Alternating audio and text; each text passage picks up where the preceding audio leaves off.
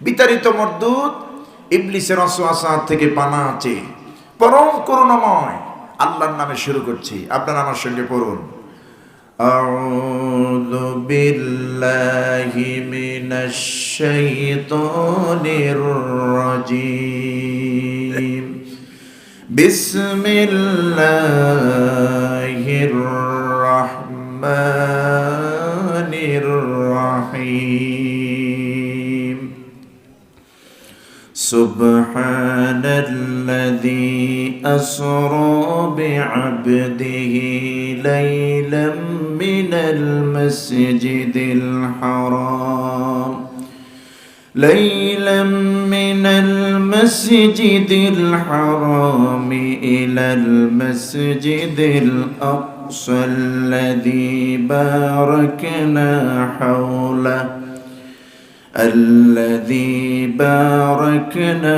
حوله لنريه من آياتنا إنه هو السميع البصير صدق الله العظيم। সূরাত বনী ইসরাঈল প্রথম আয়াত আমি তেলাওয়াত করেছি, আগে অর্থ করি, এরপরে আমরা ব্যাখ্যায় যাব।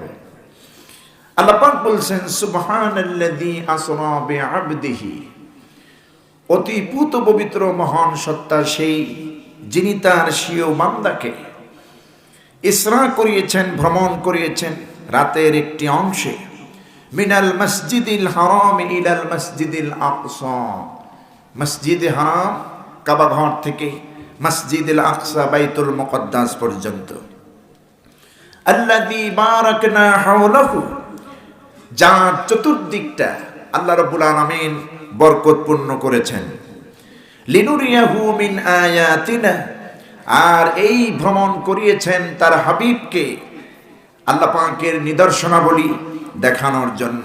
ইন্নাহু হুয়াস সামিউল বাসীর, আর তিনি হচ্ছেন, আল্লাহ পাক হচ্ছেন সর্বদ্রষ্টা এবং সর্বশ্রোতা, সব কিছু দেখেন, সব কিছু শোনেন। এ হলো স্বাভাবিক অর্থ, সরল তর্জমা। আমার বন্ধুগণ, রাসূল পাক সাল্লাল্লাহু আলাইহি ওয়াসাল্লামের জীবনের যতগুলি মুজিজা ছিল,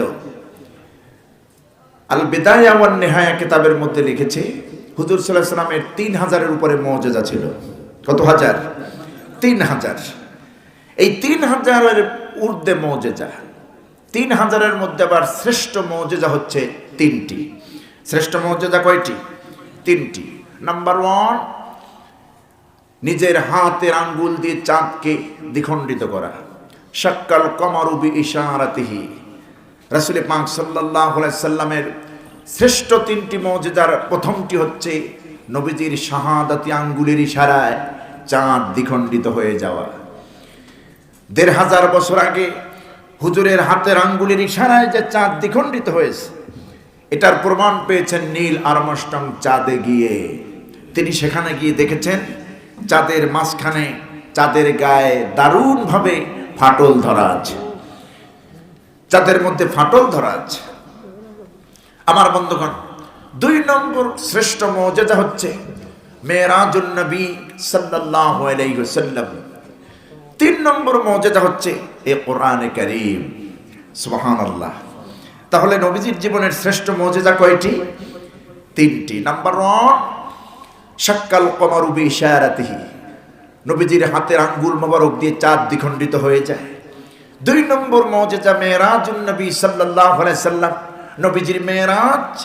বিশ্বনবী মুহাম্মদ সাল্লাল্লাহু আলাইহি ওয়াসাল্লামকে এই দুনিয়া থেকে আল্লাহ পাক তার আরশে মওলার মেহমান করেছেন, যা পৃথিবীর কোনো পয়গম্বর দ্বারা করাননি। সম্পূর্ণ অলৌকিক ক্ষমতার বলে আল্লাহ এটা সংগঠিত করেছেন। 3 নম্বর মুজিজা এই কোরআনে কারীম। সুবহানাল্লাহ। এই কোরআন আজও আছে, ইলা ইয়াউমিল কিয়ামা, কিয়ামত পর্যন্ত থাকবে। আর এই কোরআন থেকে আমরা এখন কথা বলতেছি, কথা শুনতেছি, ঠিক না আমার বন্ধুগণ?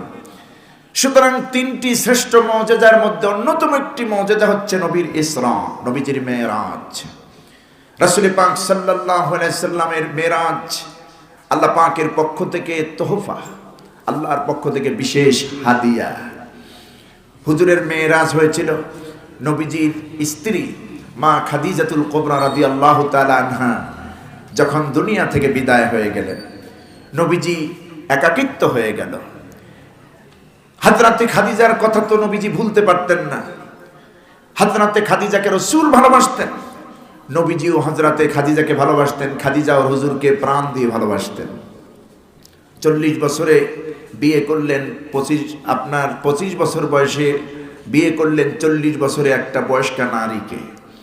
আর খাদিজা যেমন সুন্দরী, তেমন তাহেরা, তেমন ধনাঢ্য মহিলা ছিলেন মক্কায়। রসুলের ঘরে আসার পর সমস্ত স্থাবর অস্থাবর সব সম্পত্তি রসুলকে দিয়ে দিলেন। রসুলের কদম মোবারকে লুটাই দিলেন ইসলামের জন্য। সম্মানিত ভাইরা, কেমনে ভুলবেন এই স্ত্রীকে? স্ত্রী তো সবাই আসে, সবাই তো আর মনের মধ্যে জায়গা পায় না। আমার নবী বলেছেন,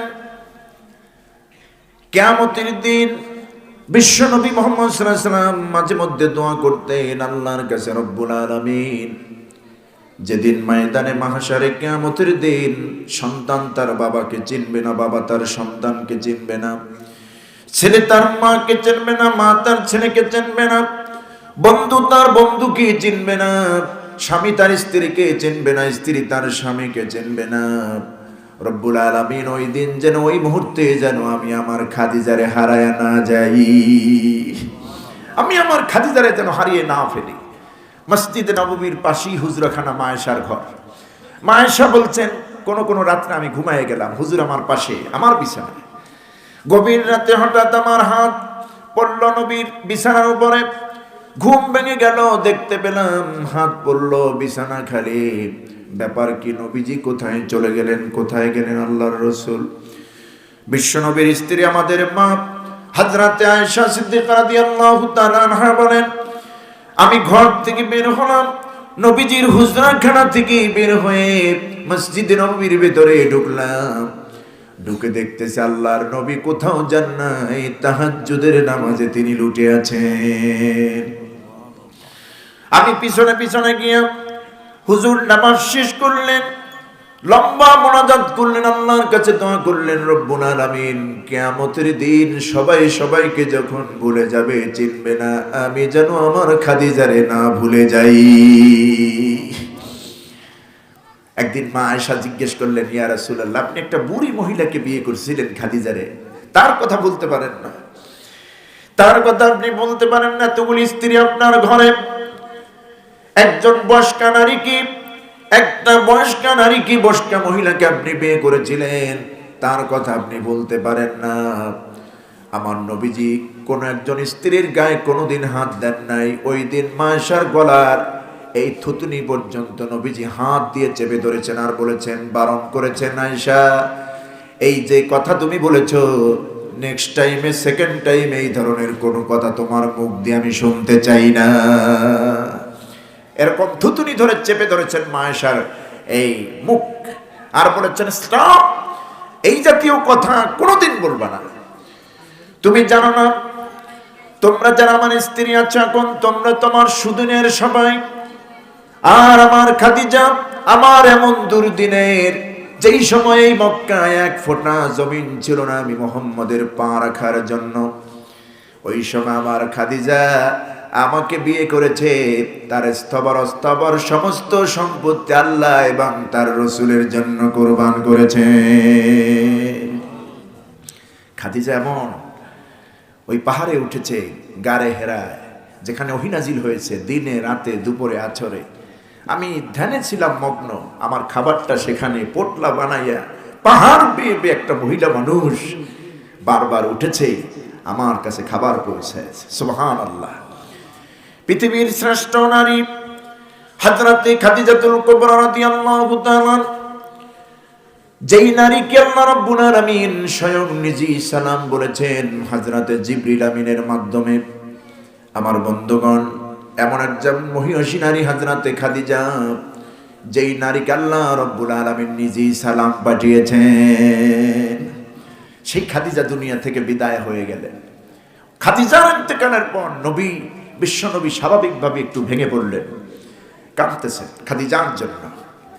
এখন জিবরিল আমিনকে আল্লাহ পাক ডেকে বললেন, জিবরিল, আমার রসুলের তো মন খারাপ, আমার রসুলের স্ত্রী জীবন সঙ্গিনী খাদিজাকে হারিয়েছে, মন খারাপ।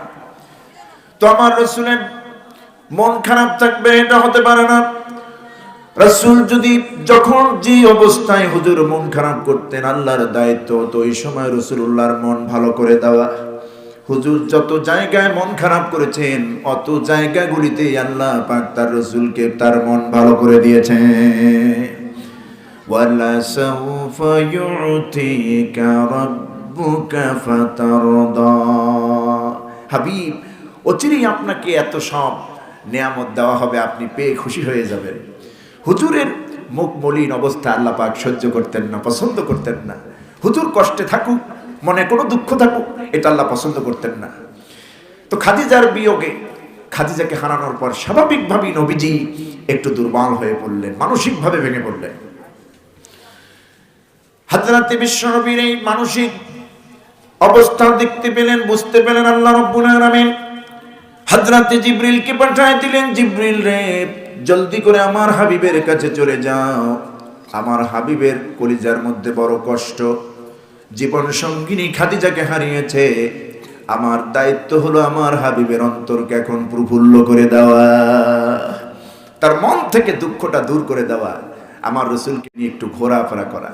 না, আমার রসুলকে দুনিয়ার কোনো মাকামে ঘোরাবো না, আমার রসুলকে শান্তি দেওয়ার জন্য আমার আরশে মহল্লায় তুমি নিয়ে আসো, আমার রসুলকে আরশে মহল্লায় তুমি নিয়ে আসো। পৃথিবীর কোন মাকামে আমার রসুলকে ঘোরাবো না, আমি আমার বন্ধুকে আমার বাড়ির মেহমান করব, আমার বাড়িতে নিয়ে আসবো, জলদি করে চলে যাও। আমার বন্ধুগণ, সহিহ বুখারী এবং মুসলিমের ভিতরে এসেছে, আল্লাহ রসুল সাল্লাল্লাহু আলাইহি ওয়াসাল্লাম এই অবস্থায়, মন খারাপ অবস্থায় তিনি রাতের বেলা কাবার শরীফের পাশে ঘুমানো ছিলেন অথবা সজাগ ছিলেন। কাবায় হাতিমের ভেতরে তিনি ছিলেন, উম্মে হানির ঘরে। এই মুহূর্তে রাসূল পাক সাল্লাল্লাহু আলাইহি ওয়াসাল্লামের কাছে চলে আসলেন জিবরিল। বরাবর আসেন ঘের দিয়ে, এবার আসেন ছাদ ফাঁক করে। হুজুর ঘুমিয়ে আছেন উম্মে হানির ঘরে অথবা কাবায় হাতিমের মধ্যে। উপরের ছাদ তো ভেঙে, ছাদ কেটে, ছাদ ফাঁক করে এভাবে আসার তো কোনো দরকার হয় না, কারণ ওহী নিয়ে আসে তো রাসূলুল্লাহর কাছে সরাসরি। এভাবে কোনোদিন ছাদ বিদীর্ণ করে তো কোনোদিন আসেনি। যখন জিবরিল আমিন উম্মে হানির ঘরের ছাদের অংশটা বিদীর্ণ করলো, কেটে ফেললো, নবীজি বুঝতে পেরেছেন জিবরিল আজকে এইভাবে এই তরিকে আসে কেন। নিঃসন্দেহে এখানে অলৌকিকতার কিছু বিষয় রয়েছে, এখানে নিঃসন্দেহে অলৌকিকতার বিষয় রয়েছে। হযরত আনাস ইবনে মালিক রাদিয়াল্লাহু তাআলা আনহু লম্বা একটি হাদিস বর্ণনা করেছেন মেরাজ নিয়া। রাসূল পাক সাল্লাল্লাহু আলাইহি ওয়াসাল্লাম নিজেই বলেছেন, ক্বালা ফুরিজা সাকফু বাইতি ওয়া আনা বিমাক্কাতা ফানাজালা জিবরিল আলাইহিস সালাম ফাফারাজা সাদরি। হযরত জিবরিল আমিন নবীজি যে ঘরের মধ্যে শোয়া ছিলেন, ওই ঘরের ছাদটা ফাঁক করলেন, বিদীর্ণ করলেন, কেটে দিলেন। ওখান থেকে জিবরিল আমিন নাজিল হলেন। ফানাজালা জিবরিল সাল্লাল্লাহু আলাইহি ওয়াসাল্লাম, হযরত জিবরিল আমিন বিশ্ব নবী মুহাম্মদ সাল্লাল্লাহু আলাইহি ওয়াসাল্লামের কাছে নামলেন। হুজুর সাল্লাল্লাহু আলাইহি ওয়াসাল্লাম বলেছেন, এরপরে ওই জিবরিল আমিন আমাকে নিয়ে ওই ঘরের ভেতর থেকে আল্লাহ রসুলকে নিয়ে বের হয়ে গেলেন। হযরতে বিশ্ব নবী বলছেন, ফাফারাজা সাদরি, আমাকে নিয়ে ঘর থেকে যখন বের হলেন, আমার বক্ষকে তিনি বিদীর্ণ করলেন জিবরিল আমিন। হুজুরের বক্ষ বিদীর্ণ হওয়া, এই বুক থেকে নাভি পর্যন্ত পুরো সামনের এই অংশটা ছেঁড়া, বক্ষ বিদীর্ণ, সিনা চাক বলা হয়। নবীর জীবনে এটা দুইবার হয়েছে, একবার বাল্যকালে আর একবার এই মেরাজের রাত্রে। হুজুর সাল্লাল্লাহু আলাইহি ওয়াসাল্লামকে নিয়ে ঘর থেকে বের হলেন, হাতিমে কাবা থেকে বের হলেন। হাতিমে কাবা থেকে বের হয়ে বিশ্বনবী সাল্লাল্লাহু আলাইহি ওয়াসাল্লামের বক্ষ বিদীর্ণ করলেন জিবরিল আমিন। সেই বক্ষ বিদীর্ণ করার পর সুম্মা গাসালাহু মিম্মা এ জামজাম, হযরত জিবরিল আমিন রাসূল পাক সাল্লাল্লাহু আলাইহি ওয়াসাল্লামের কলব মোবারক, এই হৃৎপিণ্ড, এটা বের করলেন, জমজমের পানি দিয়ে ধুইলেন। জমজমের পানি দিয়ে ধোয়ার পর রাসূল পাক সাল্লাল্লাহু আলাইহি ওয়াসাল্লামের কল্প মোবারক ঈমান এবং হিকমত দিয়ে পরিপূর্ণ করে আবার জায়গায় লাগায় দিলেন। আমার বন্ধুগণ, রাসূল পাক সাল্লাল্লাহু আলাইহি ওয়াসাল্লামকে নিয়ে যখন বোরাকের কাছে গেলেন, বোরাককে প্রস্তুত করা হলো। হাদিস শরীফের ভিতর আছে বোরাক বারকুন থেকে এসেছে। আল্লাহ এক বাহন পাঠালেন কাবা ঘর থেকে ফিলিস্তিনের বর্তমানে মসজিদ আকসা পর্যন্ত এই দুনিয়ার ভ্রমণটা, অর্থাৎ এই জমিনের ভ্রমণটা করালেন বোরাক দিয়ে। কি দিয়া? বোরাক দিয়ে করালেন। বোরাক এসেছে বারকুন শব্দ থেকে। বারকুন শব্দের অর্থ হচ্ছে বিদ্যুৎ। তো বিদ্যুতের যে গতি এটা তো অনেক বেশি। তো বিদ্যুতের যে গতি এর থেকেও বেশি থেকে বেশি দ্রুত গতি সম্পন্ন আল্লাহর পক্ষ থেকে পাঠানো এই প্রাণীর নাম ছিল বোরাক। অহুয়া দাব্বাতুন আবিয়াদু তাবিল। হুজুর বলেছেন সেই বোরাক ধপধপে সাদা, অনেক লম্বা। ফাওকাল হিমার ওয়া দুনাল বাগল। গাদার চাইতে বড়, খচ্চরের চাইতে ছোট এমন প্রাণী যখন আমার সামনে আনা হলো, ইয়াদাউ হাফরাহু ইনদা মুনতাহা তরফিহি। আর এই প্রাণী, এই বোরাক এতটা দ্রুত সম্পন্ন প্রাণী, এক লাফে অতদূর পর্যন্ত যায় যতদূর তার চক্ষু সীমানা যায়। এক চাহনিতে যতদূর দেখে অতদূর পর্যন্ত তার এক লাফে সেই দৌড়ে যায়, এক লাফে দ্রুত চলে যায়।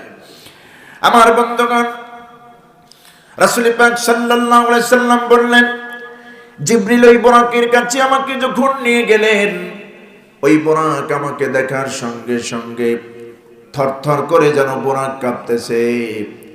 কি জন্য কাঁপতেছে আমি জানি না। হযরত জিবরিল আমিন বোরাকের চুটের উপরে, মাথার উপরে হাত বুলালেন আর বললেন, বোরাক রে শোন, পাগলামি করবি না।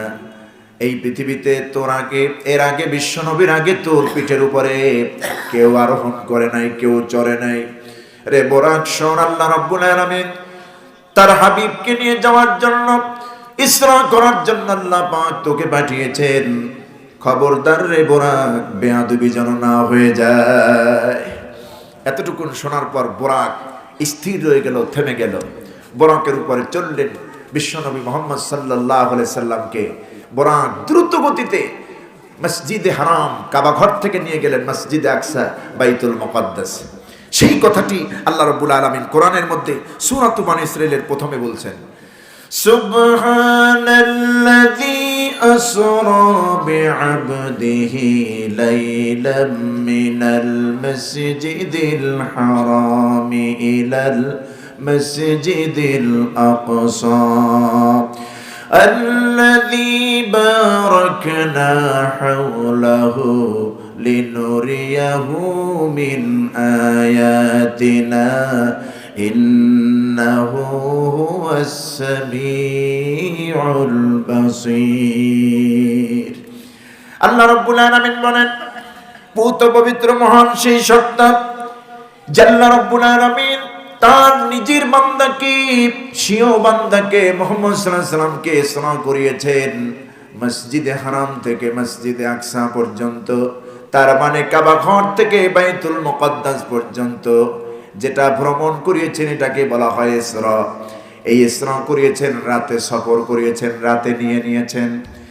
যার চতুর্দিকটা আল্লাহ রাব্বুল আলামিন বরকতপূর্ণ করে দিয়েছেন। আল্লাযী বারাকনা হাওলাহু, আল্লাহ পাক বলছেন চার চতুর্দিকটা আমি বরকতপূর্ণ করে দিয়েছি। আর এটা কেন করলাম? আমি তাকে ইসরা কেন করালাম? বাইতুল্লাহ থেকে বাইতুল মুকাদ্দাসে নিয়ে আসলাম কেন? এবং মেরাজ কেন করালাম? ঊর্ধ্বগমনে কেন নিয়ে আসলাম? সিদরাতুল মুনতাহা ওপার করে আমি আমার বাড়িতে, আমার আরশে মওলায় নিয়ে আসলাম কেন? আল্লাহ বলছেন, লিনুরিয়াহু মিন আয়াতিনা ইন্নাহু হুয়াস সামিউল বাসীর। যাতে করে আমি আমার নিদর্শনাবলী আমি আমার রসুলকে দেখাতে পারি। কন সুবহানাল্লাহ। এখন নিদর্শন কি? নিদর্শন হচ্ছে দোজখ, নিদর্শন হচ্ছে বেহেশত, নিদর্শন হচ্ছে সিদরাত, নিদর্শন হচ্ছে আপনার মিজান, সিরাত। এগুলি নিদর্শন। হাউজে কাউসার যেগুলি পরকালের জীবনে রাখা হয়েছে, এগুলি আমি আমার রসুলকে যেন দেখাতে পারি। লিনুরিয়াহু মিন আয়াতিনা, আমার রসুলকে আমার নিদর্শনাবলী দেখানোর জন্যই আমি মেরাজ করাইছি। সুবহানাল্লাহ। আমার বন্ধুগণ, হাদিস শরীফের মধ্যে আছে বাইতুল মুকাদ্দাসে তিনি যখন চলে গেলেন, বাইতুল মুকাদ্দাসে চলে যাওয়ার পর বিশ্বনবী নেমে গেলেন বাইতুল মুকাদ্দাসে। আল্লাহ রাব্বুল আলামিন সেখানে সকল নবীদের জামায়াত করে দিলেন, সকল নবীকে আল্লাহ পাক হাজির করলেন। কোন কোন বর্ণনা এসেছে সমস্ত নবীদের রূহগুলি সেখানে চলে আসলো, অথবা সমস্ত নবীদেরকে আল্লাহ সেখানে হাজির করলেন বাইতুল মুকাদ্দাস। হুজুর সাল্লাল্লাহু আলাইহি সাল্লাম 2 রাকাত নামাজ বাইতুল মুকাদ্দাসে আদায় করলেন। ওই বাইতুল মুকাদ্দাসে 2 রাকাত নামাজ পড়লেন সমস্ত নবী এবং রসুলদেরকে নিয়ে। আর ওই রসুলদের নামাজের ইমামতি করাইছেন আপনার আমার নবী সাইয়্যিদুল মুরসালিন রাহমাতুল লিল আলামিন। এই জন্য তিনি ইমামুল মুরসালিন, ইমামুল নবিয়্যিন। কোন সুবহানাল্লাহ। আপনার আমার নবী হয়েছেন সমস্ত মুরসালিনদের ইমাম হয়েছেন। 2 রাকাত নামাজ পড়লেন। 2 রাকাত নামাজ পড়ে বাইতুল মুকাদ্দাস থেকে এখন উঠবেন ঊর্ধ্বলোকে গমন। এখান থেকে মেরাজ, এর আগে হচ্ছে ইসরা। মসজিদে হারাম থেকে মসজিদে আকসা পর্যন্ত, অর্থাৎ কাবা ঘর থেকে বাইতুল মুকাদ্দাস পর্যন্ত যে ইসরা করেছে, ভ্রমণ করেছে, এটাকে আরবিতে কোরআনের ভাষায় বলা হয় ইসরা। আর বাইতুল মুকাদ্দাস থেকে যে ঊর্ধ্বলোকে গমন হয়েছে 7 আসমান পাড়ি দিয়ে, এটাকে বলা হয় মেরাজ। বাইতুল মুকাদ্দাসে নামাজ পড়ার পর, সালাত আদায় করার পর হুজুর সাল্লাল্লাহু আলাইহি সাল্লামের সামনে জিবরিল আমিন 2টো পেয়ালা দিলেন। কথা বুঝতেছেন? একটা হলো দুধের পেয়ালা, আর একটা হচ্ছে মদের পেয়ালা। 2টো পেয়ালা দিলেন। রাসূল কোনটা গ্রহণ করবে দেখবে। আল্লাহ রাব্বুল আলামিন তার হাবিবের উপরে এমন রহম করলেন, বিশ্বনবী মুহাম্মদ সাল্লাল্লাহু আলাইহি ওয়াসাল্লাম মদের পেয়ালা ধরলেন না, দুধের পেয়ালা ধরলেন আর পান করলেন।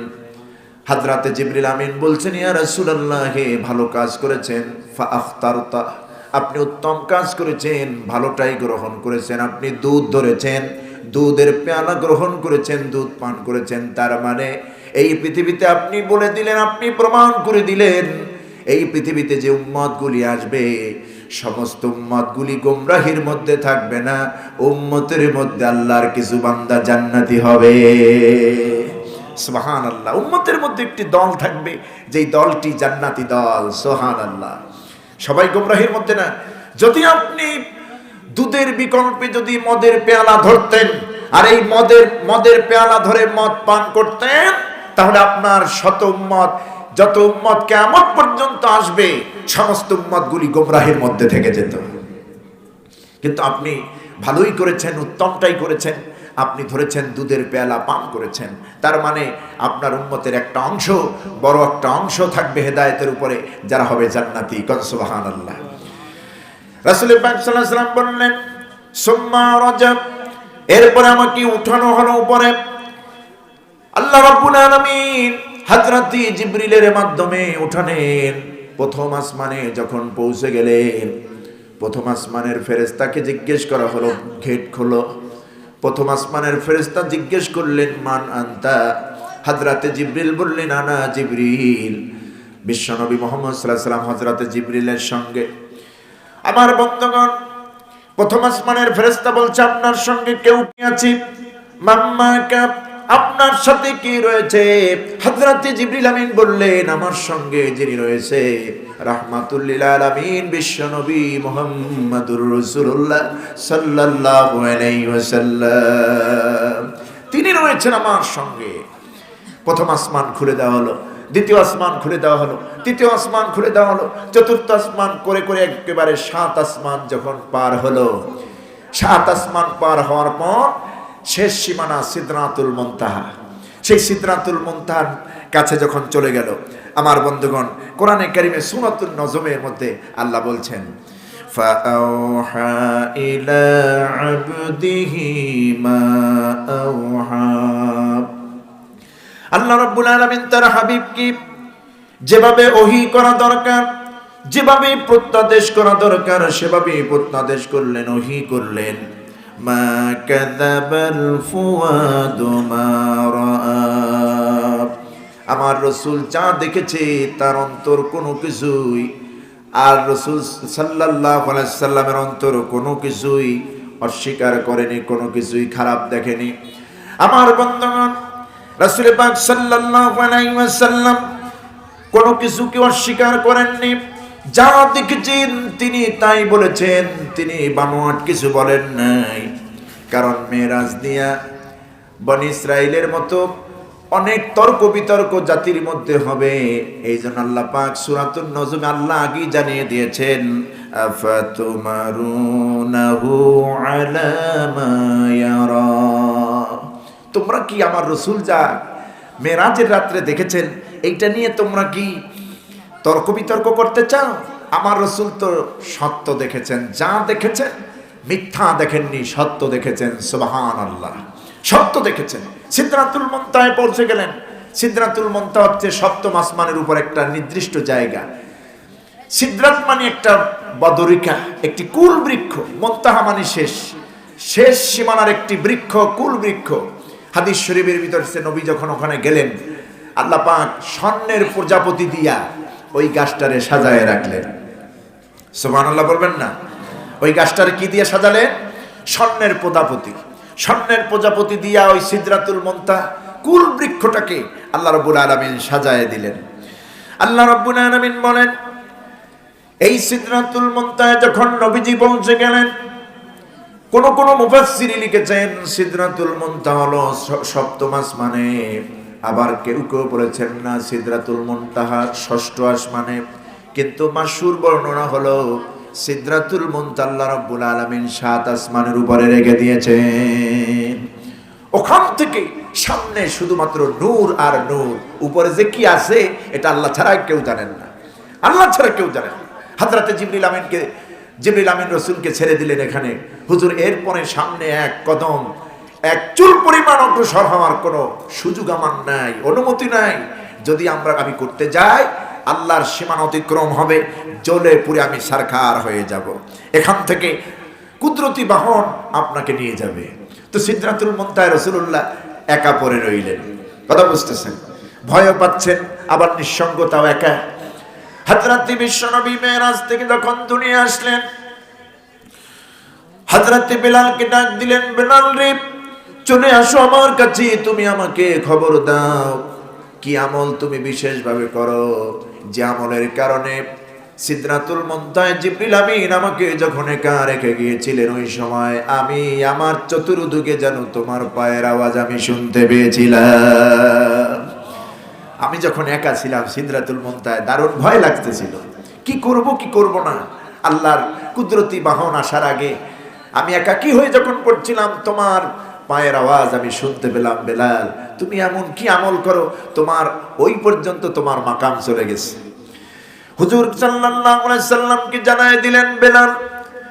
হযরত বেলাল বললেন, ইয়া রাসূলুল্লাহ, কি আমার ইনসানটাও বিতর্গত বাহিরগত যত আমল আছে সব আপনি জানেন, তবে আমি একটা বিশেষ আমল করি।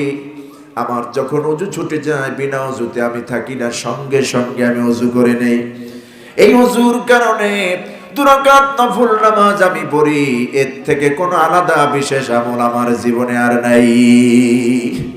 হুজুর বললেন, বেলাল রে এই আমলটা তুমি ছেড়ে দিও না, কারণ এই আমল তোমাকে সিদরাতুল মুনতাহা পর্যন্ত যে আমল পৌঁছায় দিল, এই আমল যদি ধরে রাখো, বিশ্বাস করি আমল তোমাকে জান্নাত পর্যন্ত পৌঁছায় দিবে।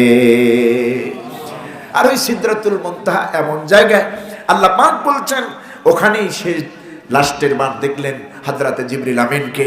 ওয়ালাকাদ রাআহু নাজলাতান উখরা, তিনি অবশ্যই আরেকবার দেখেছেন হযরত জিবরিল আমিনকে ওইখানে ইনদা সিদরাতিল মুনতাহা, যেখানে রয়েছে সিদরাতুল মুনতাহা জান্নাতুল মাওয়া, যার পাশেই রয়েছে আবাসস্থল মুমিনদের জন্য জান্নাত, জান্নাতুল মাওয়া। সুবহানাল্লাহ। আমার বন্ধুগণ, কুদরতি বাহন আল্লাহ রাব্বুল আলামিনের পক্ষ থেকে এসে গেল, নবীজিকে নিয়ে গেলেন মেরাজে। আল্লাহ রাব্বুল আলামিন লং টাইম করলেন না মেরাজের সময়কে, রাতের একটা অংশ সময় নিয়ে নিলেন আল্লাহ পাক। কি ক্ষমতা, কুদরতি ক্ষমতা আল্লাহ পাক দেখালেন। এখানে আল্লাহ বলছেন, লাইলাম মিনাল মাসজিদিল হারাম ইলাল মাসজিদিল আকসা সুবহানাল্লাযী আসরা বিআবদিহি লাইলান। লাইলান মানে নাকেরা, এটা মারিফা নয়, নির্দিষ্ট কোনো শব্দ নয়, অনির্দিষ্ট একটা শব্দ আল্লাহ পাক ব্যবহার করলেন। তার মানে রাতের একটা বড় অংশ নয়, বরং রাতের একটা ছোট অংশের মধ্যে দুনিয়া থেকে আমার রসুলকে আমি আরশে মহল্লায় নিয়ে গিয়েছি। আমি আমার হাবিবকে আবার খুশি করে দুনিয়ায় পাঠায়া দিয়েছি। মেরাজে চলে গেলেন রাসূল পাক সাল্লাল্লাহু আলাইহি সাল্লাম, আল্লাহর সাথে মোলাকাত করলেন। কেউ কেউ বলেছেন আল্লাহকে দেখেছেন, কেউ কেউ বলেছেন দেখা হয়নি, কথা হয়েছে। যাই হোক, বিতর্কিত কথায় আমরা না যাই। আল্লাহর আরশে মহল্লায় হুজুরকে নিয়েছেন আল্লাহ পাক, মেরাজ করিয়েছেন, ঊর্ধ্বলোকে গমন করিয়েছেন। আল্লাহ বলছেন আমার রসুলকে যা দেখানোর দরকার আমি আমার রসুলকে তাই দেখাইছি। লাকাদ রাআ মিন আয়াতি রাব্বিহিল কুবরা। আল্লাহর বড় বড় যত নিদর্শন আছে, বেহেশত, দোজখ, সিরাত, তারপর মিজান, কাউসার, সব দেখিয়েছেন মেরাজের রাত্রে। হুজুর দেখলেন হাউজে কাউসারের ঘর, ধপধপে সাদা 4 কোণ বিশিষ্ট ঘর। কথা বুঝতেছেন? যখন ওই হাউজে কাউসারের কাছে গেলেন, জিবরিলকে বললেন, ইয়া জিবরিলু মা হাযাল বাই, হে জিবরিল এই ঘরটা কিসের? হযরতে জিবরিল বললেন, হুজুর এটা তো হাউজে কাউসারের ঘর, কাছে কি যাওয়া যাবে? যাওয়া যাবে। গিয়ে দেখলেন বাবুন মাগলুক, দরজাটা বন্ধ, দরজা বন্ধ হাউজে কাউসারের। বিশ্বনবী বললেন, জিবরিল আমার তো ভিতরে যেতে মনে চায়, এই হাউজে কাউসারের ভিতরটা কেমন আমাকে দেখতে মনে চায়, আমার বড় ইচ্ছে লাগে আমি হাউজে কাউসারে ঢুকবো। নবীজিকে জানানো হলো, হে আল্লাহর রাসূল, আল্লাহর পক্ষ থেকে জানাই দিলেন, হাবিব এই দরজা আজ পর্যন্ত কেউ খোলে নাই, এই হাউজে কাউসারের তালা কেউ খোলে নাই, আপনার জন্য এখনো রাখা হয়েছে, ইনটেক রাখা হয়েছে। আপনি আপনার মোবারক হাত ওই তালার গায়ে যখন স্পর্শ করায় দিবেন, লাগায় দিবেন, আল্লাহর হুকুমে অমনি করে হাউজে কাউসারের দরজা আপনার জন্য মুক্ত হয়ে যাবে। সুবহানাল্লাহ। হুজুর তাই করলেন, দরজা খুলে গেল, তালা খুলে গেল। ভিতরে দেখলেন 4 লেন রোড, 4 লেন পাইপ। কথা বুঝতেছে? কোন পাইপ দিয়ে মধু চলতেছে, কোন পাইপ দিয়ে দুধ চলতেছে, কোন পাইপ দিয়ে শরাবান তাহুরা চলতেছে, এবং প্রত্যেকটা পাইপে এক একটি ব্যক্তির নাম দেখলেন। প্রথম পাইপে লেখা আছে সাইয়েদনা আবু বকর সিদ্দিক রাদিয়াল্লাহু তাআলা আনহুর নাম, দ্বিতীয় পাইপে হযরতে ওমর রাদিয়াল্লাহু তাআলা আনহুর নাম, তৃতীয় পাইপে হযরত উসমান রাদিয়াল্লাহু তাআলা আনহু, চতুর্থ পাইপে হযরত আলী রাদিয়াল্লাহু তাআলা আনহু। এই হাউজে কাউসারের যে পাইপগুলি, লেনগুলি, এই হাউজে কাউসার তো আমার আল্লাহ পাক তাকে দুনিয়াতেই দিয়ে দিয়েছেন, দিয়েছেন না? দুনিয়াতে আল্লাহ পাক দান করেছেন। হুজুর এটাকে আপনারা দিয়ে দিলাম। এই হাউজে কাউসারের মালিক কোন নবী না, আপনি ছাড়া। আল্লাহ পাক বলছেন, ইন্না আ'তাইনাকাল কাউসার ফাসাল্লি লিরাব্বিকা ওয়ানহার ইন্না শানিআকা হুয়াল আবতার।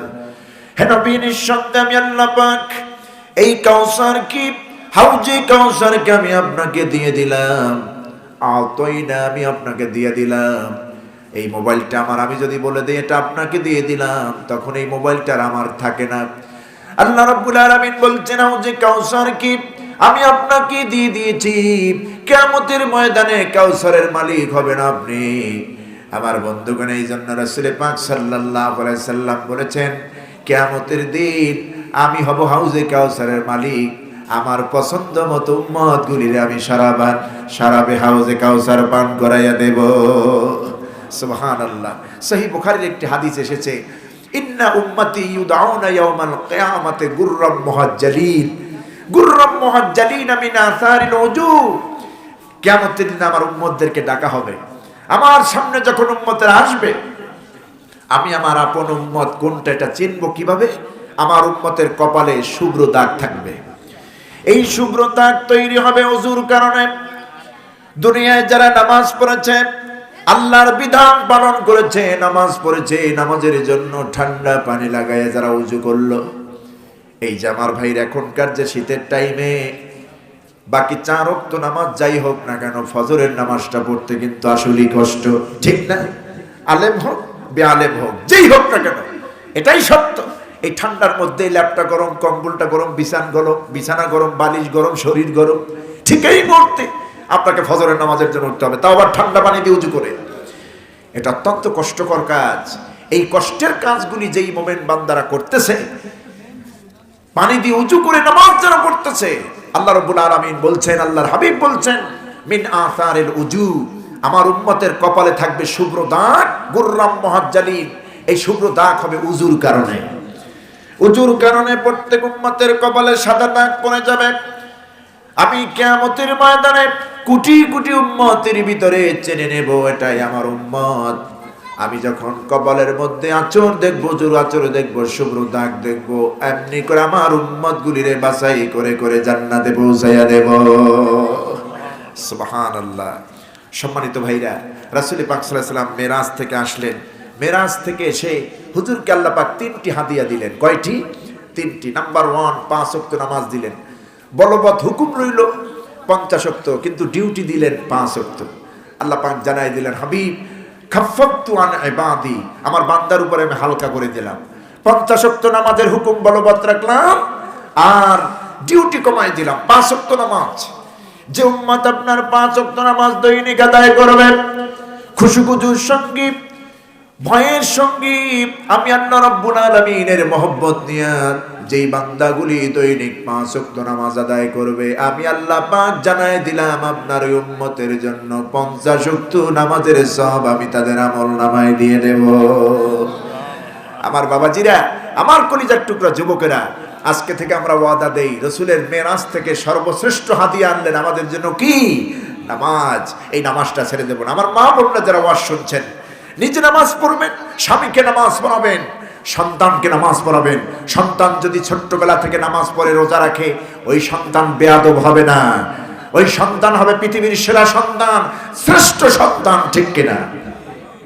3টি হাদিয়া আল্লাহ পাক মেরাজের রাত্রিতে রাসূল পাক সাল্লাল্লাহু আলাইহি ওয়াসাল্লামকে দিয়েছেন। নাম্বার 1 নামাজ হাদিয়া দিয়েছেন, 5 ওয়াক্ত নামাজ। নাম্বার 2 রাসূল পাক সাল্লাল্লাহু আলাইহি ওয়াসাল্লামকে দিয়েছেন সূরাতুল বাকারার শেষ আয়াতগুলো। এরপরে নাম্বার 3, যারা এই পৃথিবীতে আল্লাহর সঙ্গে শিরক করবে না, শিরক মুক্ত আমল করবে, তাদেরকে আল্লাহ জান্নাতের সুসংবাদ দিয়ে দিয়েছেন, যাদেরকে আমি জান্নাত দেব। শুধুমাত্র শিরক ছাড়া, শিরক যারা করবে না, এমনি গুনাহ করলো, কবিরা গুনাহ করলো, সগীরা গুনাহ করলো, আল্লাহ তাদেরকে মাফ করবেন, তওবা করলে মাফ করবেন, মাফ করে দিয়ে তাদেরকে জান্নাত দিবেন। কিন্তু শিরক যারা করে, শিরক মুক্ত আমল যারা করে, তাদেরকে আল্লাহ মাফ করে দিবেন। এই শিরক মুক্ত আমল আমাদের করার দরকার আছে না নাই? আল্লাহ পাক আমাদেরকে কবুল করুন, আমরা বলি আমিন। রাসূলের শ্রেষ্ঠ হাদিয়া নামাজ, এই নামাজটা যেন আমরা পড়তে পারি, খুশুখুজুর সঙ্গে যেন নামাজ পড়ি। আল্লাহ পাক বলছেন, যদি বান্দা নামাজ পড়ে যাবতীয় অশ্লীল কাজ, এই নামাজ তাকে যাবতীয় অন্যায় থেকে ফিরায় রাখে। কোরআনে কারীম আল্লাহ রাব্বুল আলামিন বলেন, ইন্নাস সালাতা তানহা আনিল ফাহশাই ওয়াল মুনকার, নিঃসন্দেহে নামাজ, অবশ্যই নামাজ মানুষকে পাপাচার থেকে ফিরায় রাখে, অন্যায় গহির্ত কাজ থেকে ফিরাইয়া রাখে নামাজ। এখন আপনি বলবেন, হুজুর কই ফিরায়? নামাজও পড়ে, সুদ খায়, নামাজও পড়ে, ঘুষ খায়। অবশ্য সুদখোর ঘুষখোর আপনাদের এলাকায় নাই মনে হয়, আছে? আমার বন্ধুগণ, এই সুদের কারবার চলে সারা বাংলাদেশ। তো নামাজি ব্যক্তি নামাজ পড়লো, সুদ খাইলো, নামাজ পড়লো, ঘুষের লেনদেন করলো, তাহলে ফিরালো কই? অবশ্য আমার আল্লাহ যেটা বলেছেন ওটাই হক, সত্য, কিন্তু আমার নামাজ কাঙ্ক্ষিত মানের নামাজ হচ্ছে না। যেই নামাজ আল্লাহ চান খুশুখুজুর সঙ্গে নামাজ, সেই নামাজ আমাদের দ্বারা হয় না। নামাজের মধ্যে দুনিয়ার লোভ, দুনিয়ার রিয়া সব কিছু নামাজের মধ্যে ঢুকে যায়। আমার বন্ধুগণ, আমার মা বোনদেরকে বলবো, সন্তানদেরকে নামাজ পড়ান, পরিবারকে নামাজি বানান। যেই পরিবারটা নামাজি, এই পরিবারটা পৃথিবীর শ্রেষ্ঠ পরিবার। কোন সুবহানাল্লাহ। হুজুর বলেছেন, মুরু আওলাদাকুম বিসসালাহ, তোমরা তোমাদের আওলাদদেরকে নামাজের জন্য নির্দেশ দাও। ইদা বালাগু সাবান, 7 বছরে যখন উপনীত হবে, 7 বছরে নামাজের নির্দেশ দিতে হবে। ওয়াদরিবুহুম ইদা বালাগু আশরান, যখন 10 বছরে উপনীত হবে, নামাজ যদি না পড়ে প্রহার করতে হবে, খাবার বন্ধ করতে হবে, শাস্তি দিতে হবে। আমাদের দেশে অনেক হাজি সাহেব আছেন, নিজে নামাজি, শুধু ফরজ নামাজ না, তাহাজ্জুদের নামাজও পড়ে, কিন্তু ঘরের বউ ঘুমায় থাকে, পুতের বউ ঘুমায় থাকে, মেয়ে ঘুমায় থাকে, নাতি ঘুমায় থাকে, কাউরে উঠায় না। আছেন এরকম? আছে। তো আপনি তো নিজে ভেস্তে যাবেন আর সবাই জাহান্নামে যাক নাকি? বিষয়টা তো এমন নয়।